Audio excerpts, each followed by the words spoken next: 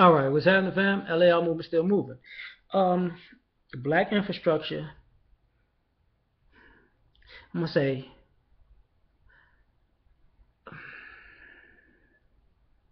kings and jesters. How about that? Because I'm gonna talk about the kings. I'm gonna talk about the jesters, the jokes. These are people that I mean were sabotagers. We have kings in our community. Because I'm using the term loosely because everybody can. We got kings. They do that shit, king shit. So whatever. The kings in our community are not respected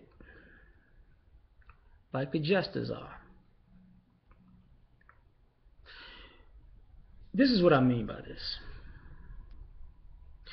You got someone who says Harry Belafonte is a king.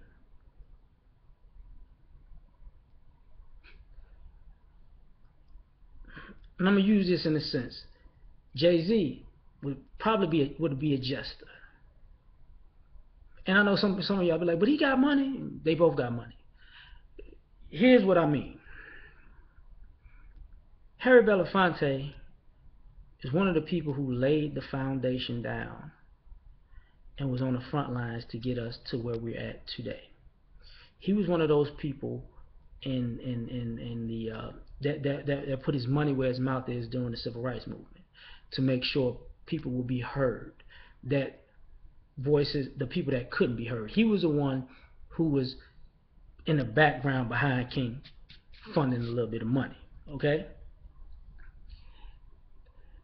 there are other kings that we've had in the past that people didn't take seriously, but in Jay-Z, I'm using him as a jester because of this. We associate his money with his with reverence, but 20 years of telling people to deal drugs, put hits out, fuck bitches, and never and say that he's a balling businessman, but never really show other brothers how to do legitimate things that to be millionaires makes him a jester. Because it's just da da da da da da flash, da da da da da flash. You know what I'm saying? Now, this is part of the sabotaging mentality that we got, because it's an imbalance to maintaining an infrastructure when we want the jester to run the kingdom, but we want the king to stand down, watch the jester run the kingdom.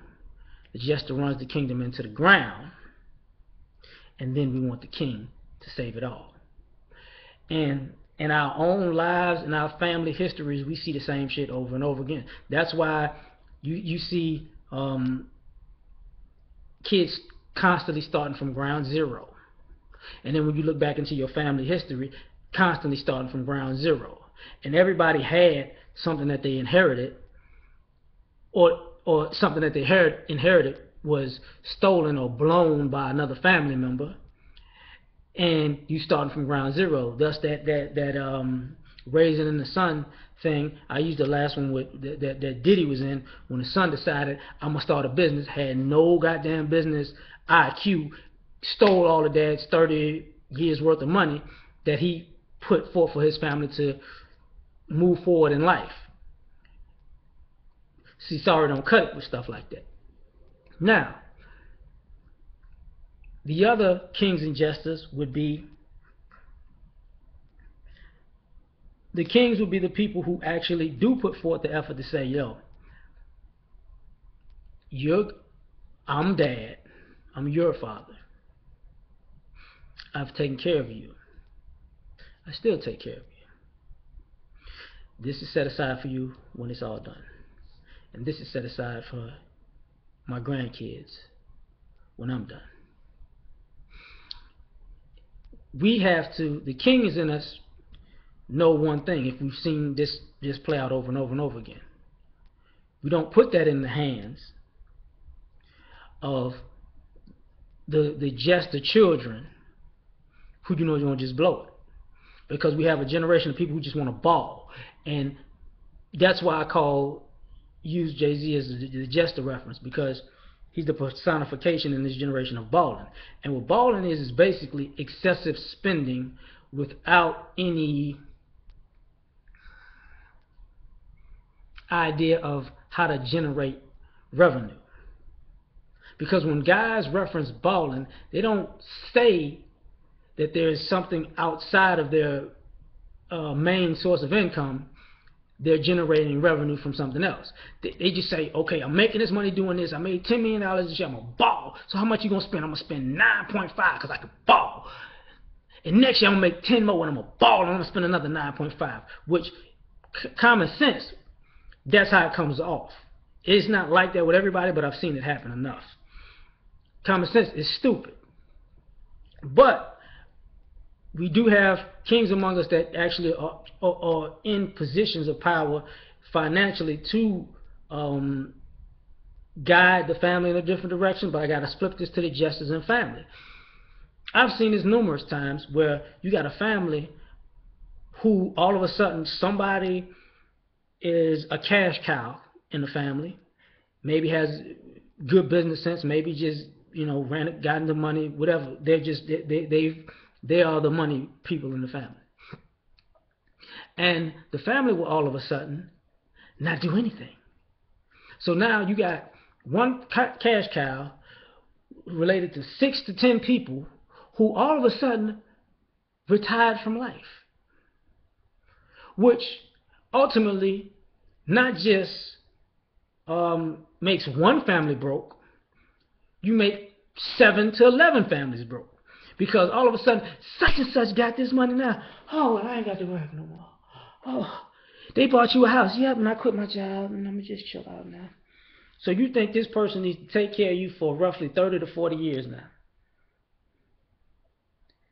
And you put your hand out. And these are the same people, if these cash cows start businesses, they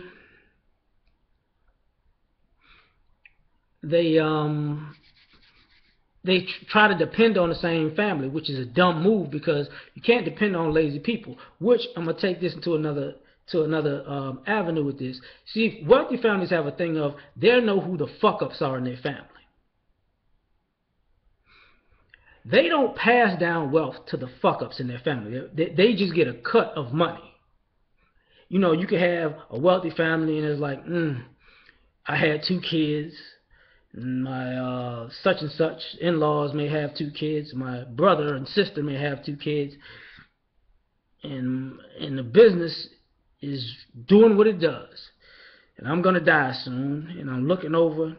And my sons are like, yeah, we finna rake up this money. And then I'm looking at my sons like, no, you ain't finna fuck this up. I didn't work too hard and long to give this to your asses. You see, prime example is Paris Hilton. Do you actually think they're going to let Paris Hilton and her sister run the hotel business? Seriously. You think so? Fuck no.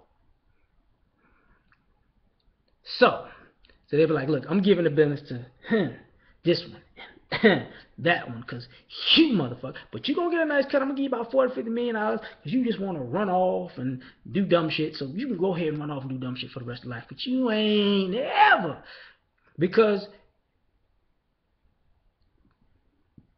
putting the legacy in the hands of fuck-ups will destroy the in-laws, the brothers and sisters, their kids, their grandkids. But that's a problem. We got to stop getting off this emotional shit where it's supposed to go. No, it's supposed to stay in the family. Another kings and jesters thing. Feeling good. If you start a business, I know guys, I say, look, yo, it's things I want to do that I have to do alone. Because the people that I know, I can see if this move forward, they would fuck it up royally. Like I got homeboys that have enormous potential and mental capacity to do certain things, but they have using stereotypical examples. I could start a business. And we work fine, and a friend of mine said, "Dog, I know how to do this. You know that's my thing." I'm like, "Yeah, it is." Let's do it. Okay. But I got one problem. You can't be trying to fuck everything in sight, bro. What you mean? This is where we do business.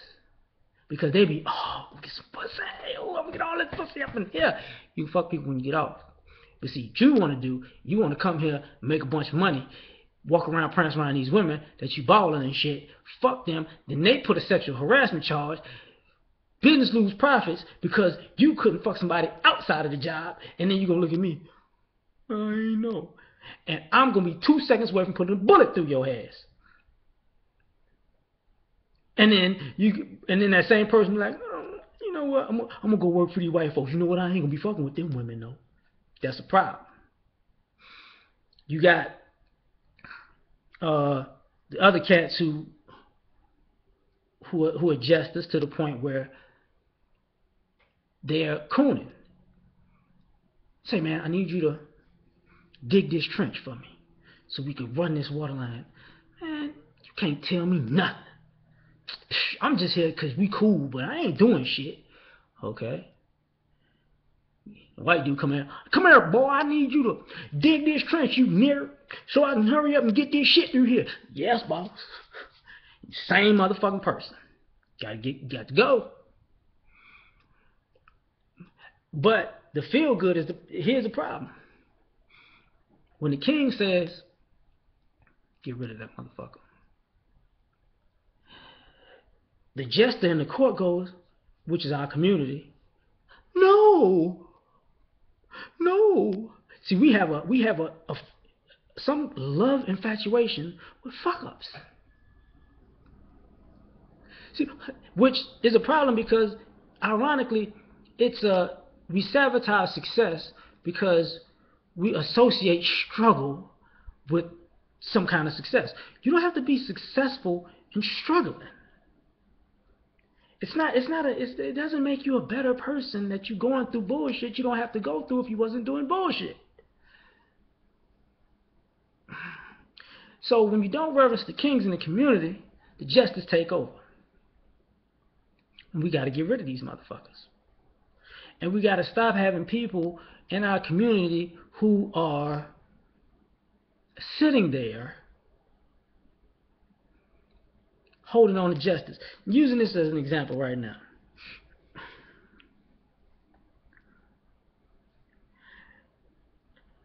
People use black on black crime. So I'm going to use this black on black crime analogy of this whole thing I just said. King would be the king would be father. Queen would be the mother. Prince would be the son. Jester would be some person in your family or a friend in your community that butts into your kingdom. Jester's in the queen's ear, talking that shit. Queen go talk to the king. King say, huh? Oh, get that motherfucker out of here. Queen and the prince, no, they're good. They make me laugh and they make me feel special. I'm like, that motherfucker gotta go. No, you don't understand. No, you don't understand. He priming you for an invasion. No, you know what? This is a mutiny. You have to leave the kingdom that you built. Okay, I'm gonna go build another one. Peace. And then Jester come in like Scar from the Lion King, fuck everything up. How is that black on black crime? Simple. You told the fathers don't be involved in the kids' lives. Quote unquote. During the time when the fathers were involved, gangs didn't have this big of a problem because they were scared of the kings.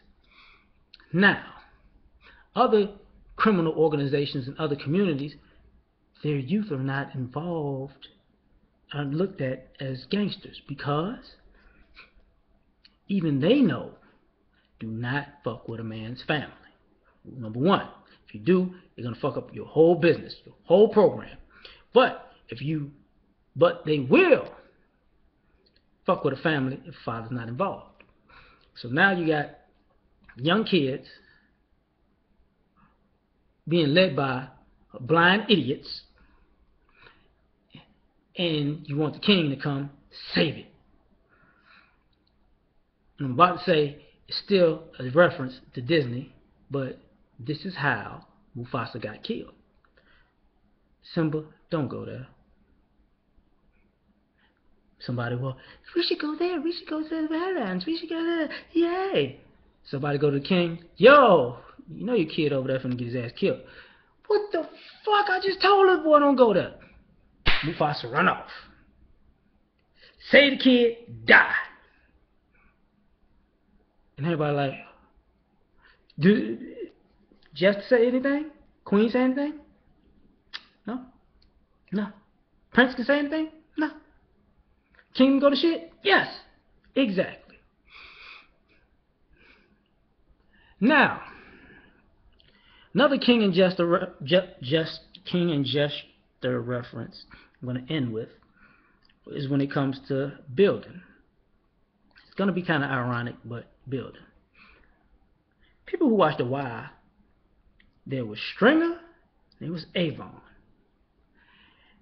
Stringer was a developer. He said, look, we could turn this shit into this shit over here. We ain't got to worry about this shit no more. Avon just wanted to be a gangster for no reason. Now, if they would have listened to Stringer Bell, they would have made just as much money, been legit, cops would have been off their ass, and they would have ran the community. Because everybody would have feared all the work they put in, like, yo, don't cross them, no, because they fuck you over. It could have been out of the dope game, moved on to something else. Then somebody else could have, and Prop Joe and them could have moved on to something else. But no. Avon, I'm a gangster, I'll bleed red. I'm gonna kill this motherfucker because he was trying to he was making the moves to make sure we ain't gotta do this shit no more and stay rich. Fuck that. I wanna do this and damn near die and be in a pen for the rest of my life just cause I'm real. So he killed Stringer. Cause Stringer did what he was supposed to fucking do. Get rid of somebody who was about to turn on him. So Stringer's dead. Developer is dead. Development is dead, and now Avon's sitting in the chair. Damn, Stringer was right. Now how the fuck I'm supposed to fix this shit? What I'm gonna do now? That's the problem we're having with Kings and Jesters. Because the Avons of our community looked at as, that's the G. That's right. He's a G. He's a dumb motherfucker. Because now, at 35, he got to figure out how the fuck he gonna make it to 65 doing the same shit that gets everybody killed in the first 5 years. When Stringer could have said, shit, we about to start this shit next year and with business. We about to have homes over here. We got real estate over here. We got businesses over here. We got all these kids, we can take them off the street now. They can work here, they can work here, they can work here. The cops ain't gonna come in the neighborhood, and because they run the block and they ain't letting this bullshit go on. All the other drug dealers, they can go over there. We can build up this community. We can buy more businesses. We can hire more people. We can give more money, more money, more money. But no,